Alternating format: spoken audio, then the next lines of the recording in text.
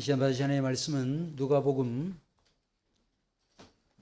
7장 11절부터 17절까지 말씀입니다.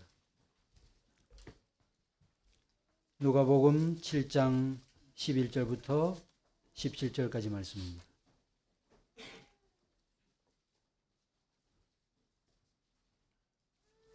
찾으신 줄 알고 제가 받들어 읽겠습니다.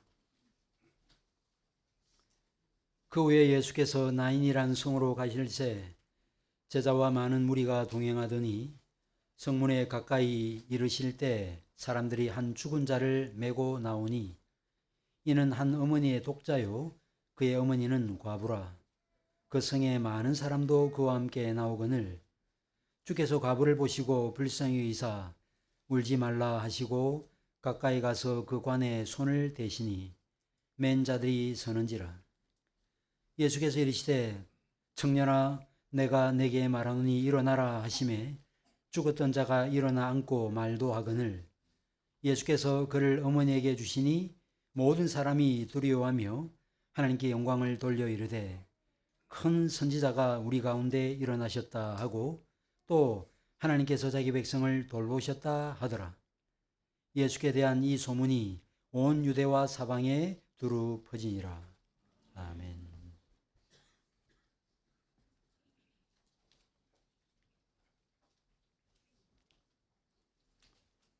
이 땅에 태어난 인간이라면 예 없이 맞닥뜨리는 문제 중에 하나는 질병이고 다른 하나는 죽음입니다.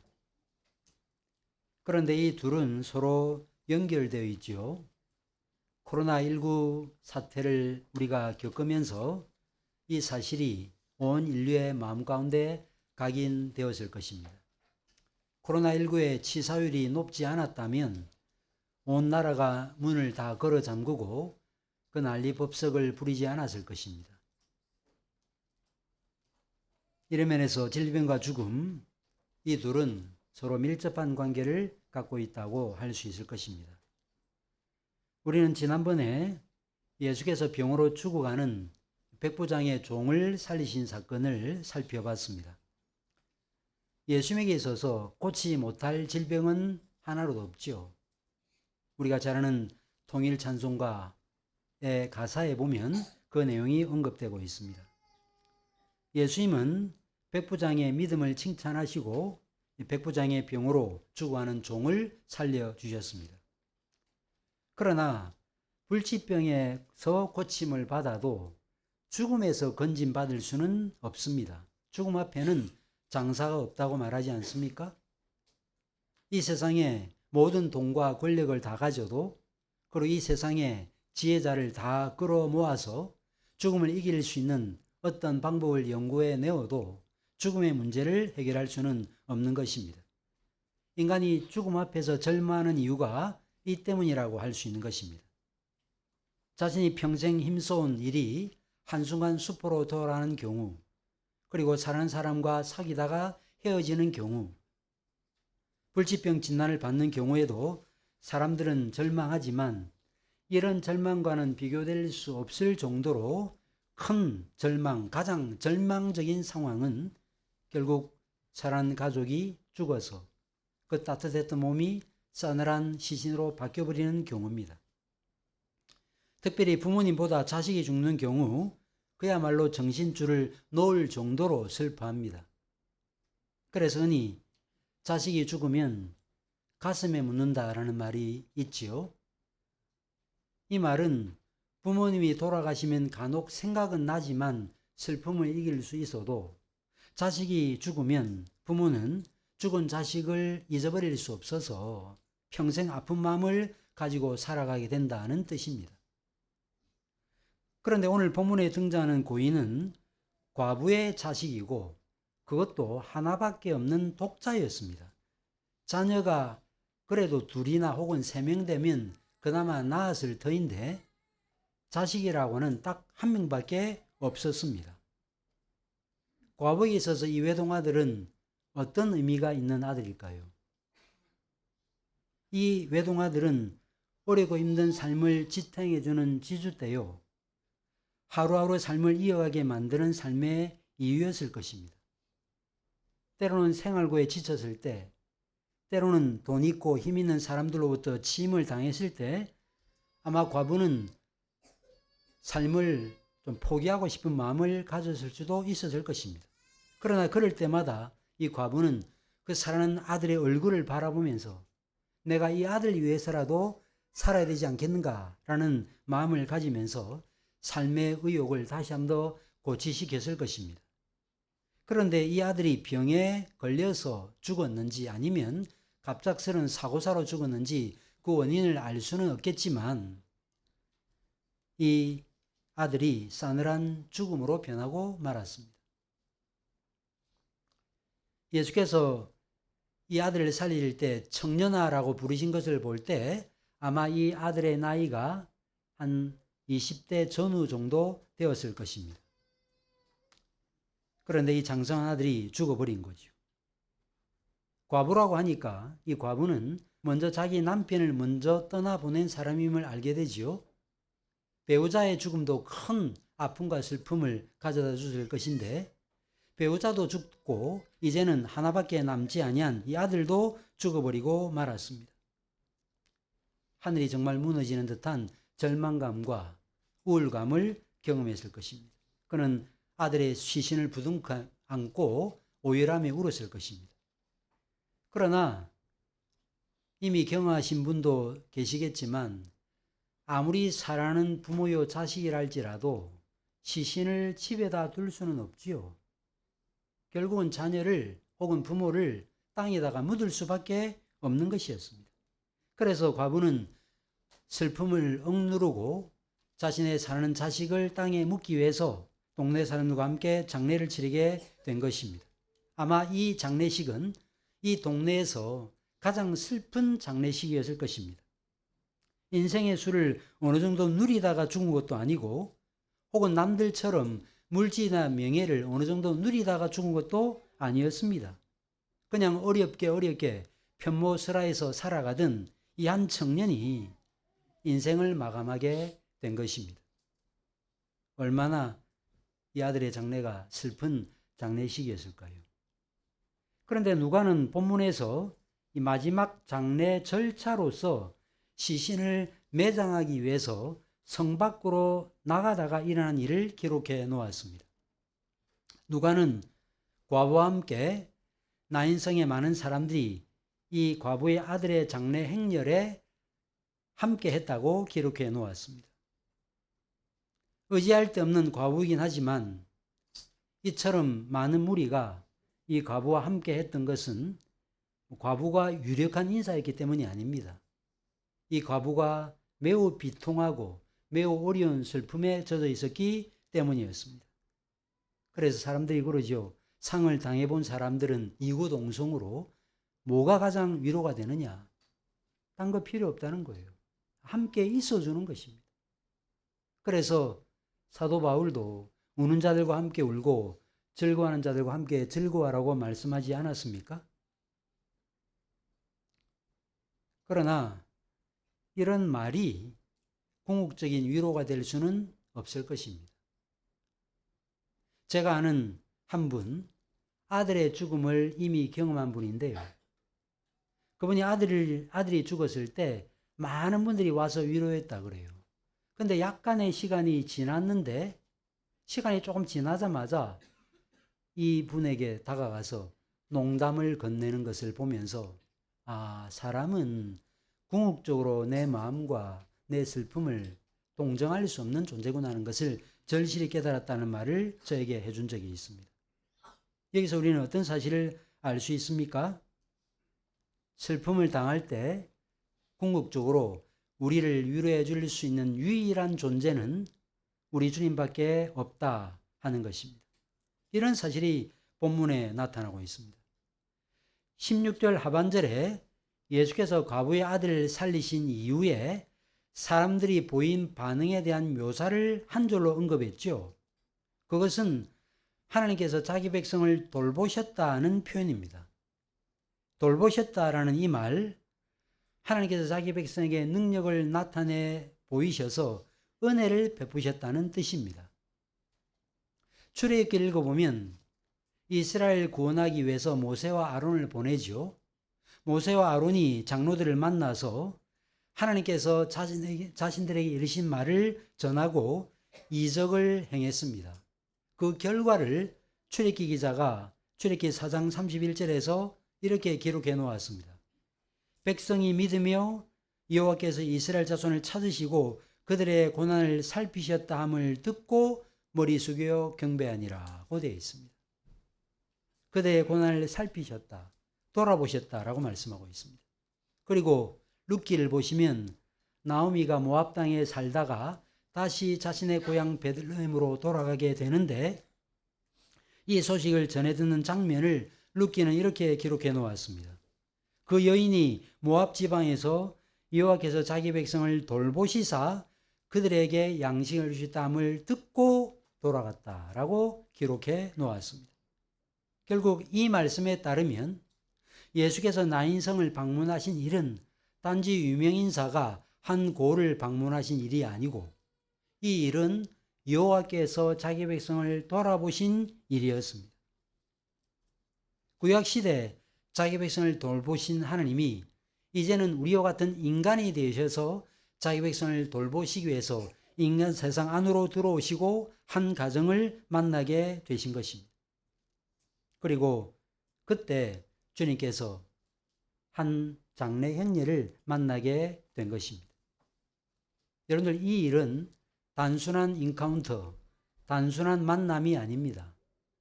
단순히 그냥 한 행렬을 만난 사건이 아니라는 것입니다. 이 일은 생명의 주이신 주님과 죽음의 행렬과의 만남이었습니다. 요약하면 생명과 죽음과의 만남이죠. 여러분들, 생명과 죽음이 만나면 누가 이깁니까? 죽음이 반드시 이기죠. 생명이 죽음을 이기지 못하고 죽음이 생명을 이기는 법입니다. 그러나 예수님의 생명은 일반적인 생명이 아니죠. 우리 모두에게 생명을 가져다 주시는 진정한 생명을 가져다 주신 분이 우리 주님이십니다. 만약에 예수님께서 여러분과 저와 같은 일반적인 사람이었다면 이 만남은 단지 유가족을 위로하는 것으로 마무리되었을 것입니다. 얼마나 마음이 아프세요? 얼마나 참 마음이 슬프십니까? 뭐 이런 정도로 말 한마디 하고 그냥 이 상황이 마무리되었을 것입니다. 그러나 예수님은 어떤 분이십니까? 흙으로 사람을 빚어 그 코에 생기를 불어넣으신 분이십니다. 무엇보다 자신의 죽음으로 죽음을 정복하신 하나님이셨습니다. 때문에 이 만남은 단순한 만남으로 끝나지 않는 것을 우리가 기억할 필요가 있습니다. 예수께서 큰 슬픔에 젖어서 자신의 아들을 또 동네 사람의 이웃 동네 사람의 아들을 장사 지내기 위해서 나아가는 장례 행렬을 보시자 주님께서 그들을 불쌍히 여겼습니다. 하루아침에 천하에 의지할 곳이 없어져 버린 과부를 불쌍히 여기신 것입니다. 이 본문에 불쌍히 여기셨다, 동정하다라는 이 표현, 마음에서, 마음 깊은 곳에서 끓어오르는 그런 연민의 정을 가지고 불쌍히 여기셨다는 그런 뜻입니다. 자, 그런데 이런 일이야 여러분과 저도 할 수 있는 일이죠. 참 너무 불쌍하다. 얼마든지 그렇게 말할 수 있고 그런 마음을 가질 수 있습니다. 그런데 예수님은 단지 동정만 하지 아니하시고 비통해하는 과부에게 울음을 그치라 말씀하였습니다. 울 수밖에 없는 상황에 있는 사람에게 울지 말라는 말보다 잔인한 말은 없을 것입니다. 함께 울어줘야죠. 울 때는 함께 울어줘야 되는데 우리 주님께서 울어주지 아니하시고 울지 말라고 말씀하였습니다. 사랑하는 가족, 그것도 눈에 넣어도 아프지 않는 아들이 죽었는데 죽은 아들로 인해서 슬퍼하는 이 과부에게 울지 말라고 말씀했습니다.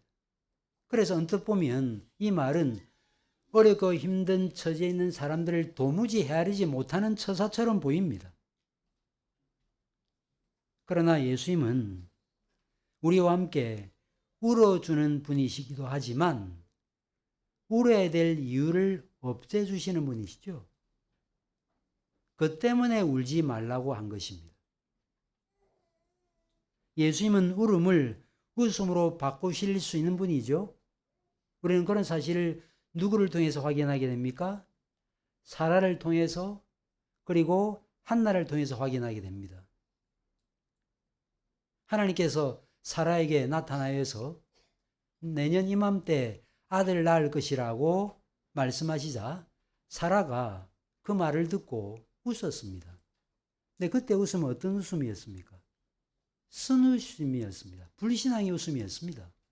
무슨 나 같은 사람이 다 죽어가는 할망탱이가 어떻게 자녀를 낳는다는 말이냐?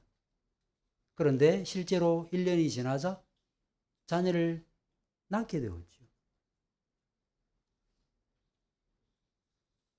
성경은 뭐라고 말합니까? 사라가 이런 말을 했습니다.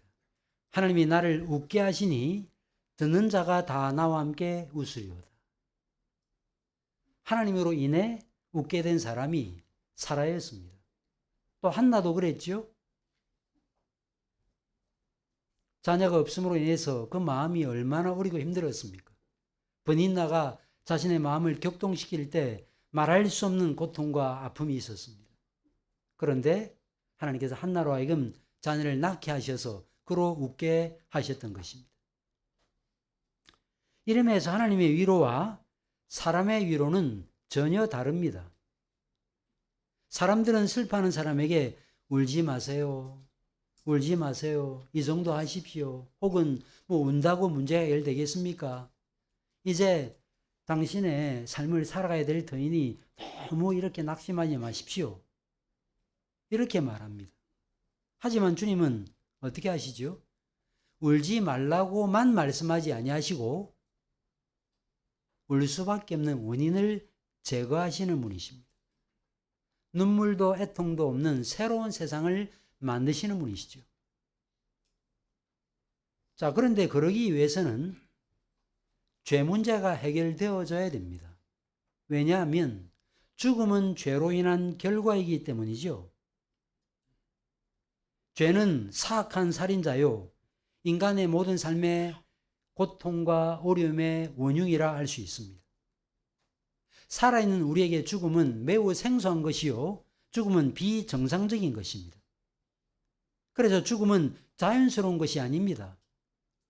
사람들은 죽음은 자연의 이치라고 말을 하지만 성경은 그렇게 말씀하지 않지요. 사도 바울이 로마서 5장 12절에서 뭐라고 말했습니까? 죄가 세상에 들어왔고 또 죄로 말미암아 사망이 왔다고 분명히 말했습니다. 죄가 들어옴으로 사망이 따라 들어왔지 본래 하나님께서 만드신 세상은 사망이 있는 세상이 아니었다는 것입니다. 결국 죽음의 원인은 죄라고 할 수 있겠습니다. 주님이 바로 이 죄 문제를 해결하시기 위해서, 이 죄를 정복하시기 위해서 이 땅에 오셨는데, 이 사실을 가장 잘 보여주는 사건을 우리가 이미 누가복음 5장에서 살펴보지 않았습니까? 내 친구가 중풍병자를 침상채 지붕을 뜯고 달아내렸습니다. 그때 주님께서 어떻게 하였습니까? 내가 죄를 사는 권세를 갖고 있다는 사실을 나타내 보이시겠다라고 말씀하시고 중풍병자에게 일어나 걸어가라고 말씀하셨던 거죠. 중풍병자가 일어나 걸어간 것은 단지 불구자가 치유된 사건이 아니라 한 영혼의 죄 문제가 해결된 사건임을 주님께서 이렇게 중풍병자를 고치심으로 시위하셨습니다.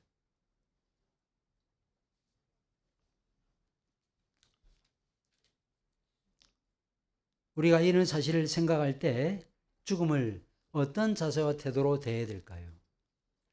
우리 주님께서 나사로의 죽음 앞에서 매우 분노하셨죠. 왜 분노하셨을까요? 왜 슬퍼하지 않으셨을까요? 물론 슬픔을 가지고 계셨지만 왜 그러셨을까요?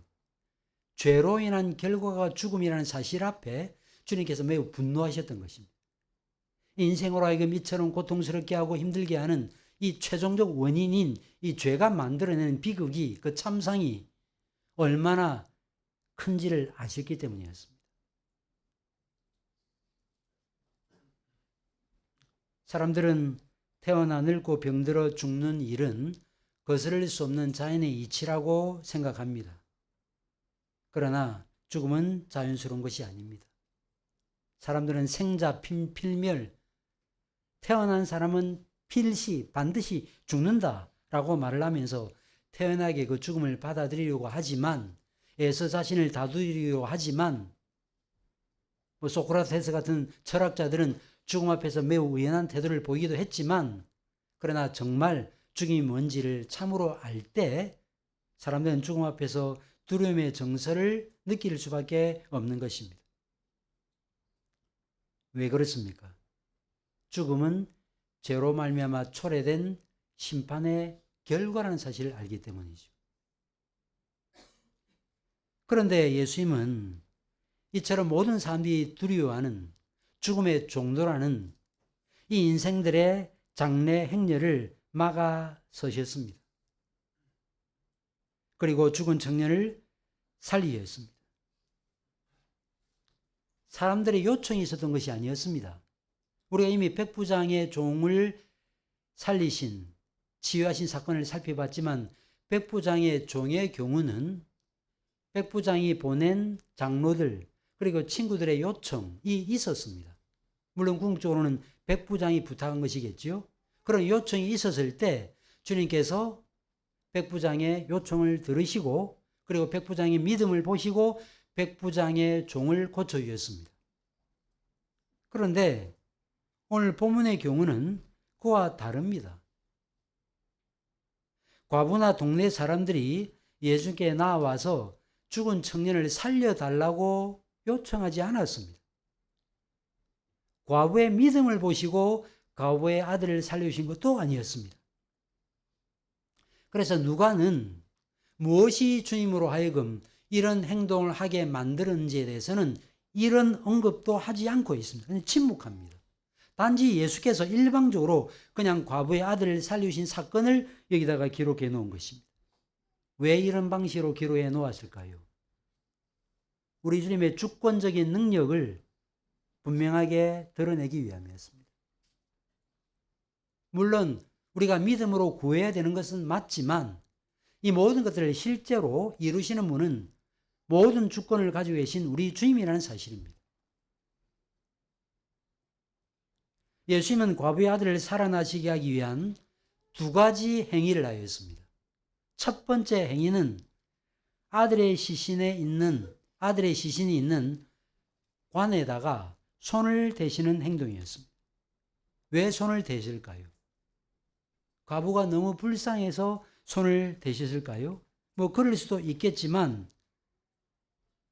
시신을 장사 지내러 가는 그 일을 막으시기 위해서 관에다가 손을 대신 거예요.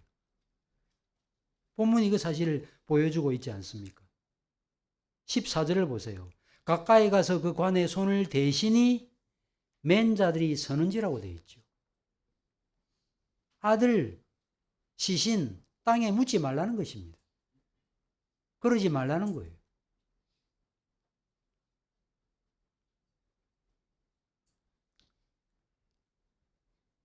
율법에 따르면 시신에 손을 대면 부정하게 됩니다. 대제사장은 부모가 죽어도 부모의 시신에 손을 대지 못하도록 되어 있습니다. 왜 그렇죠? 우리의 진정한 대상이신 그리스도는 죽음과 구별되는 존재이기 때문이죠. 혹 그분이 시신에 손을 댄다 할지라도 부정케 되는 분이 아니세요. 주님은 거룩 그 자체이십니다. 비유가 적절하진 않지만 요즘에 금값이 오른다고 하는데, 금에 허물이 있다고 할지라도, 혹 더러운 배설물이 붙어 있다 할지라도 그것을 버릴 사람은 없을 것입니다. 닦아서 자신이 원하는 용도로 쓸 것입니다. 우리 주님은 거룩 그 자체이시거든요. 그 어떤 것에 의해서 흠을 받으시는 분이, 해를 받으시는 분이 아니라는 것입니다. 주님께서 관에 손을 대신 것은 이름에서 어떤 의미를 가지고 있는가? 우선 주님에게 있어서 죽음과 무덤은 공포의 대상이 아니다 하는 것을 드러내는 행위고, 또 이런 행위를 통해서 주님은 자신은 잃어버린 생명을 되찾아 주시는 분이라는 것을 드러내신 것입니다. 신자는 예수님을 이런 분으로 알고 믿고 살아가는 것입니다. 죽음 앞에서 과도하게 절망하지 않을 수 있는 이유는 예수님이 바로 이런 분이시기 때문입니다. 예수께서 과부의 아들을 살리시기 위해서 하신 또 한 가지 행동은 청년아 일어나라고 명령하신 일이었습니다. 여러분들 백부장의 종의 경우는 그래도 숨이 붙어 있었지만 청년의 경우는 이미 죽어서 시신으로 변해버린 상태에 있었습니다. 신랄 같은 호흡이라도 붙어 있다면 심폐소생술을 사용하든지 어떻게 해서라도 그 생명에 불을 붙일 수 있었겠지만, 이 청년은 이미 죽은 지 얼마 지났습니다. 하루가 지난지 이틀이 지난지는 모르겠지만 시신은 냄새가 나는 상태에 있었기 때문에 살아난다는 것은 상상할 수 없는 일입니다. 그런데 주님께서 누워있는 청년에게 뭐라고 말씀하세요? 내가 내게 말하노니 일어나라고 말씀했습니다. 우리와 같은 원죄를 갖지 아니했던 아담이 죄를 짓는 것은 타락의 신비고, 죽어있는 영혼에게 살아나게 하실 때, 살아나라 명령하실 때 죽은 사람이 살아나는 것은 소생의 신비라고 할 수 있겠습니다. 만약에 인간이 이런 일을 한다면 이것은 정신 나간 일이죠.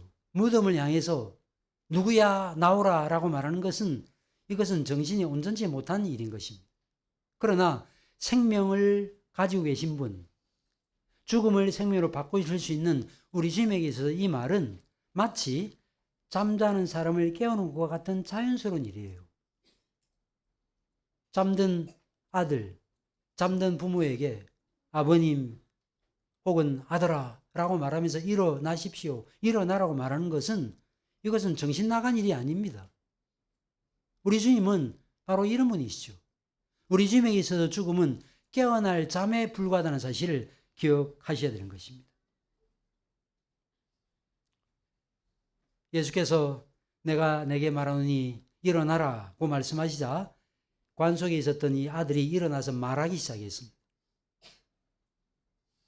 이것은 분명히 살아났다는 거예요. 말하기 시작했다. 예수님은 이처럼 살아난 아들을 그 어미에게 주셨습니다.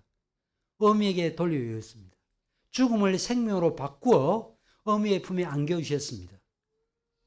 이 표현은 엘리야가 사르밧 과부의 아들을 살려서 그 아들을 어미의 품에 안겨줄 때 표현했던 표현과 똑같은 표현입니다. 열왕기상 17장 23절에 엘리야가 사르밧 과부의 아들을 살렸는데 그의 어머니에게 주며라고 표현했습니다. 오늘 본문에도 똑같은 표현이 나타나요. 이 아들을 살려서 어미의 품에 안겨주었습니다. 얼마나 기뻤을까요? 정말 춤을 추면서 뛰면서 기뻐했을 것입니다. 주님은 이를 통해서 무엇을 나타내셨습니까? 음부의 열쇠를 가지고 계신 분이요, 죽음을 정복하고 생명으로 죽음을 다스리는 분이심을 나타내신 것입니다. 요한복음 5장에서 예수께서 이렇게 말씀하였죠. 진실로 진실로 너에게 이르노니 죽은 자들이 하나님의 아들의 음성을 들을 때가 오나니 곧 이때라. 듣는 자는 살아나리라 고 말씀하였습니다. 그런데 주님께서 과부의 아들을 살리심으로 바로 진정한 생명을 나누시는 분이심을 실제로 나타내신 것입니다. 에스겔서 37장에서는 마른 뼈들을 향해서 주께서 말씀하실 때 그 마른 뼈가 살아났는데 바로 그 일이 실제로 일어나게 된 것입니다. 썩어 냄새났던 송장이 살아 움직이고 말하고 실제로 일상의 삶을 살아가는 일들이 일어나게 된 것입니다. 복음서에 따르면 예수께서 공생의 사역을 하실 때 세 사람을 살리신 것으로 되어 있습니다. 회당장 야이로의 딸, 그리고 과부의 아들, 그리고 나사로, 이 세 사람을 우리 주님께서 살리셨습니다. 이 세 사건이 우리에게 의미하는 바가 뭐지요? 우리 예수님은 생명과 부활의 주님이요, 재림의 날에 죽은 사람을 살리실 수 있는 분임을 보증하는 사건이라는 것입니다.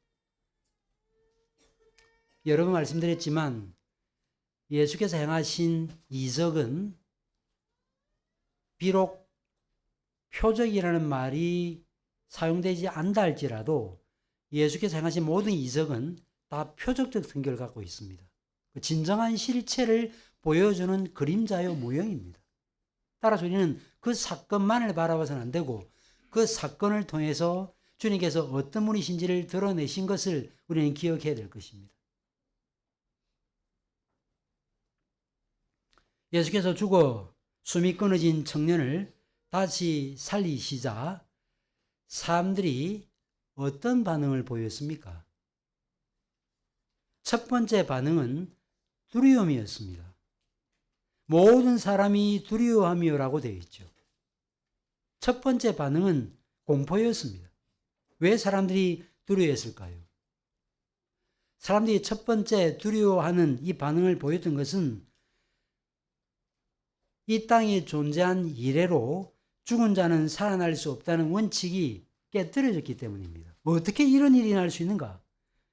죽은 자가 살아나는 획기적인 이적이 일어났기 때문이었습니다. 우리가 인정하는 바대로 죽음이 기정사실화되었다면 이것을 돌이킬 방도가 없습니다.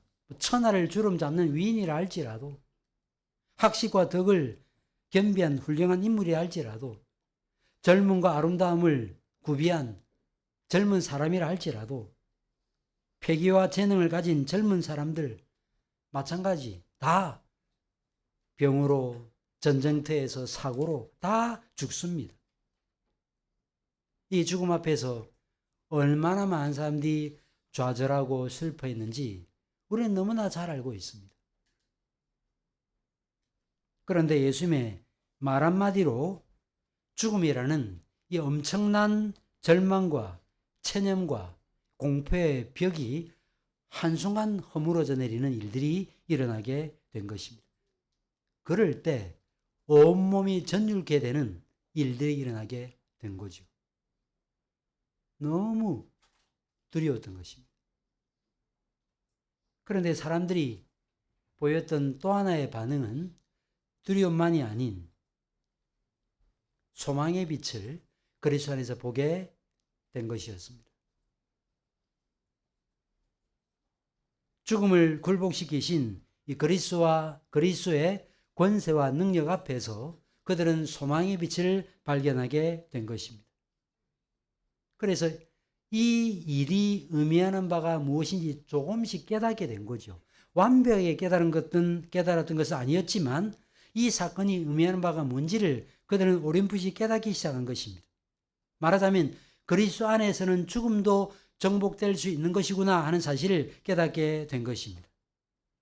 그러면서 이 은혜를 베푸신 하나님을 찬양하게 되었습니다. 하나님께 영광을 돌리며 뭐라고 말했습니까? 큰 선지자가 우리 가운데 일어나셨다. 또 하나님께서 자기 백성을 돌아보셨다라고 찬송했습니다. 사람들은 이 과부의 아들이 일어난 그 사건을 바라보면서 구약시대에 있었던 죽은 자를 일으킨 사건을 떠올렸습니다.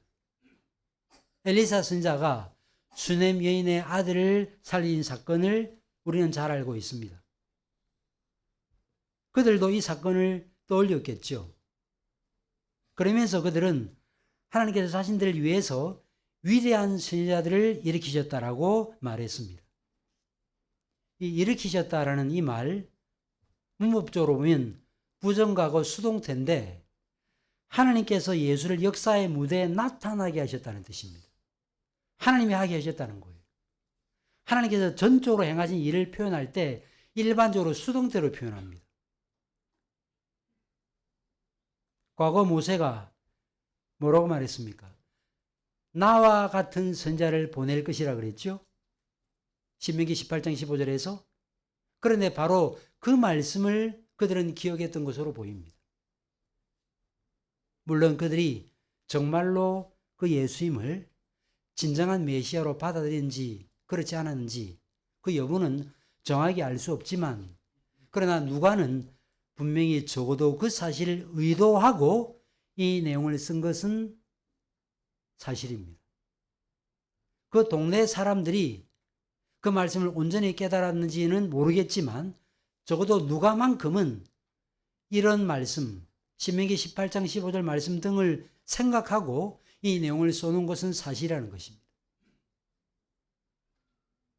이런 의미에서 예수님의 출현은 모세 예언의 성취라고 할 수 있는 것이죠. 그러나 예수님은 구약 선지자와 비교할 수 없이 크고 높으신 분이시죠. 엘리사가 수넴 여인을 살릴 때는 어떻게 살렸습니까? 수넴 여인의 아들을 살릴 때는 어떻게 살렸죠? 그 아들 위에 올라 엎드려서 자기 입과 눈과 코를 그 아이에게 맞추고 엎드리는 일을 2번 반복했습니다. 물론 그 일을 하기 전에 먼저 기도하기도 했습니다. 그러자 아이가 어떻게 했죠? 재채기도 하고 눈을 떴다고 되어 있죠. 이 사건과 오늘 본문의 사건은 분명한 차이가 있죠. 주님께서 누구에게 강구하지 않으셨습니다. 그냥 명령하였습니다. 그리고 무슨 재채기를 하고 뭐 일어나 앉고 이런 사건들에 대해서는 묘사하지 않습니다. 곧바로 말하기 시작했다고 증거하고 있습니다. 이러면서 진정한 선지자이신 주님과 진정한 선지자이신 주님을 예표하는 엘리사나 엘리야는 차이가 있었다 하는 것입니다. 엘리사는 하나님께 대한 믿음의 표시로 기도했지만 주님은 기도하지 않으셨어요. 주님은 누구의 부탁을 듣고 일을 하지도 않았습니다. 그냥 명령하심으로 그 아이를 살린 것입니다. 특별히 엘리사는 죽은 아이를, 죽은 육신을 살리는 일을 했지만 우리 주님은 어떤 분이시죠? 육신도 살리지만 우리의 영혼을 살리시는 분이시죠. 에베소서 2장에서 말씀하고 있지 않습니까? 허물과 죄로 죽었던 너희를 그리스도 안에서 살리셨다고 되어 있습니다. 죽은 영혼을 살리신 분이 우리 주님이십니다. 이것이 핵심이죠. 우리 주님은 우리 영혼을 살리실 뿐만 아니라 새 생명으로 살아가게 하십니다. 살게 하시고 살아가게 하십니다. 마지막 날에는 죽은 육신조차 살리셔서 육신과 우리의 영혼이 한 통일체가 되어 하나님 앞에서 살게 될 것입니다. 우리가 사도신경에서 고백하는 바대로 죄 사함의 은혜를 주셨다는 사실을 고백하지요. 그분이 죽었다가 3일 만에 살아나신 사실을 고백합니다. 그런데 과부의 아들을 살리신 이 사건은 우리 주님이 영육간에 영원한 생명을 주시는 생명의 주님이심을 증거하는 하나의 표적이라고 할 수 있는 것입니다. 단지 죽은 사람을 살리는 초자연적인 사건이 아니라 하나님께서 이스라엘의 비참함을 돌아보신 표적적 사건이었다 하는 것입니다. 그래서 그들은 하나님께 영광을 돌렸던 것입니다. 하나님께서 자기 백성을 친히 돌아보시고 진정한 선지자를 일으키신 그 사건이라는 사실을 알았기 때문에 하나님께 영광을 돌렸던 것입니다. 이 일로 인해 가지고 예수께서 이 나인성 과부의 아들을 살리신 사건이 유대, 사방으로 퍼져 나갔습니다. 그 소문이 어디까지 미쳤습니까? 이 한국 땅에도 미쳤죠? 여기 믿게 된 데에는 이유가 있는 것입니다. 누가 전해준 거예요. 부모가 전해줬든지, 선교사가 전해줬든지, 학교 다닐 때 선배가 전해줬든지, 누가 전해줘서 그 복음을 듣고 우리가 믿게 된 것입니다. 근데 그 최초, 그 소문의 시작은 예수님이셨다는 거죠. 예수께서 그 일을 행하시자 그 소문이 두루 퍼져 나갔습니다. 지금도 부활하사 우리에게 생명을 주신 주님이 이 땅에 전파되고 있습니다. 주님은 이 복음을 통해서 죽은 영혼들에게 지금도 이렇게 말씀하십니다. 너 죽은 영혼이요, 하나님을 알지 못하고 제 가운데 죽을 일을 행하며 살아가는 자들이요, 이제 일어나라. 내가 너를 살리는 생명의 주인이니 내가 명하는 말을 듣고 일어나라. 하나님께 나아가라. 그리고 하나님을 향하여 살라고 우리에게 지금도 명하고 계십니다. 사랑하는 교회 여러분, 여러분과 저는 언젠가 과부가 겪었던 것과 같은 일을 겪었고, 또 혹 겪지 않은 사람이랄지라도 과부가 겪었던 그 일을 경험하게 될 것입니다. 사랑하는 가족의 죽음, 친구의 죽음, 동고동락했던 교인들의 죽음을 우리는 맞이하게 될 것입니다. 우리는 그 죽음 앞에 죄의 무게가 얼마나 큰지를 절감해야 될 것입니다.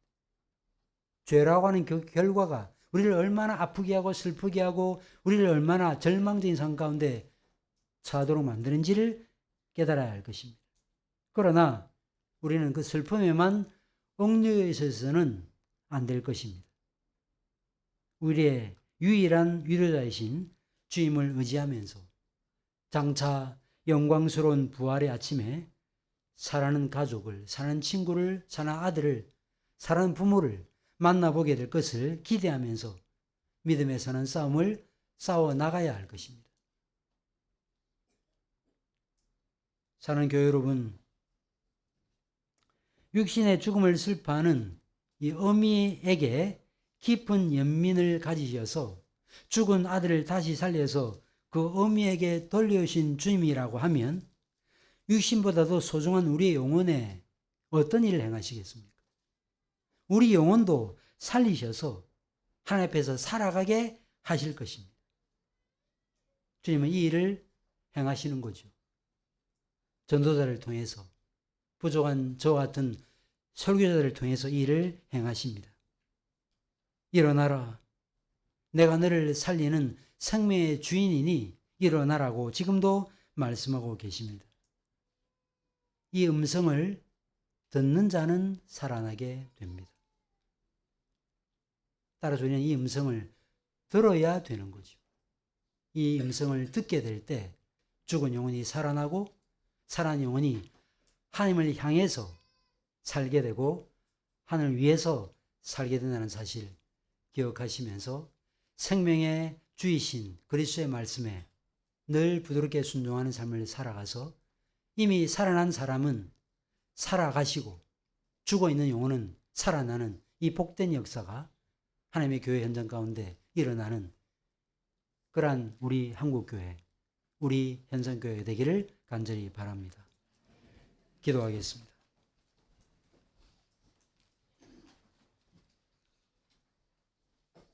허물과 죄로 죽어있는 영혼을 살리신다는 이 사실을 분명히 증거하시기 위해서 죽음의 종로라는 인생들을 살리시려고 이 땅에 오시다는 사실을 시위하시기 위해서 과부의 아들을 살리신 이 사건을 저희가 함께 살펴보았습니다.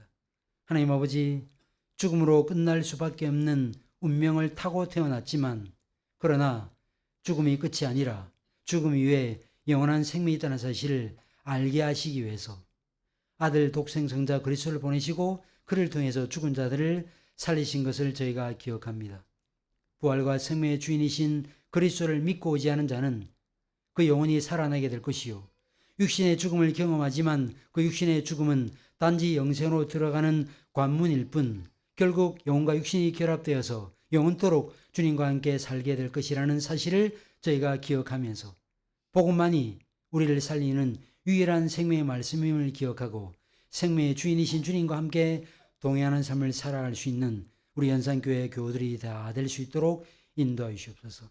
우리 가운데 아직까지 이 생명의 말씀을 듣지 못한 이들에게 주께서 그 귀를 열어 들려주셔서 할례받지 못한 귀가 할례를 받아 그 말씀이 들려지고 그 말씀이 이해되어지고 그 말씀이 깨달아져서 그 말씀에 반응하는 복된 역사가 나타나게 하시고 이미 살아난 사람은 하나님 앞에서 살아가는 이 놀라운 복에 참여하여서 새 생명을 가진 신자됨의 열매를 풍성히 삶으로 드러낼 수 있도록 은혜 베풀어 주시옵소서.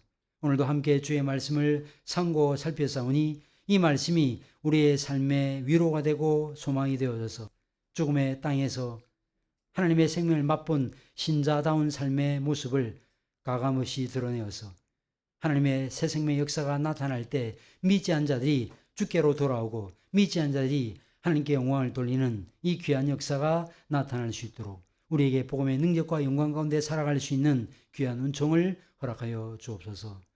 우리 구주 예수 그리스도의 이름으로 기도하옵나이다. 아멘.